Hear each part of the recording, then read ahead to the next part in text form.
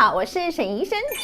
今天我给大家讲一下小儿呼吸睡眠窒息症的问题。那作为家长的话，你可能会注意到你们家小朋友在睡觉的时候会打呼，或者是打呼打得很响呢，或者你会注意到你们家小朋友睡觉的时候，他会经常翻身，好像睡得很不安稳，而且有时候可能你会注意到他突然之间一下子好像停止呼吸几秒钟的时间，然后又接着继续他打呼啊，这样子的一个状况。如果是你经常会注意到有这样子的问题的话呢，那可能你们家小朋友有一个睡眠呼吸窒息症的问题。那在小朋友当中呢，这样子的一个问题，大多数的情况是因为他们的扁桃体和他们的腺样体较大，那这样子会造成在睡眠的过程当中呢，会造成他们有一个呼吸窒息的问题。如果他没有及时治疗的话呢，他可能会影响到小朋友睡眠的质量，也会影响到他白天在学校没有办法很好的集中注意力。所以说，如果是你在家里面有观察到有这样子的现象的话呢，可以咨询一下儿科医生，看需不需要来看一下我们耳鼻喉科的医生。因为那个小儿的呼吸睡眠窒息症呢，主要是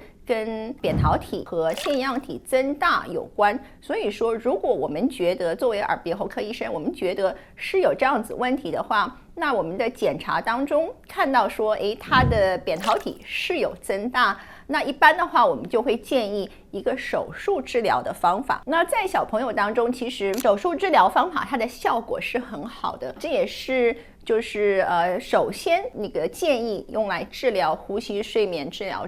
那个呼吸睡眠呼吸体的一个方法，那就是把扁桃体和把它的腺样体摘除。大概80%的小朋友在手术以后呢，他们的打呼就会停止，而且他们的那个呼吸窒息症呢就会完全的消除。所以说它是一个很有效的一个治疗的方法。那扁桃体和腺样体的摘除，它是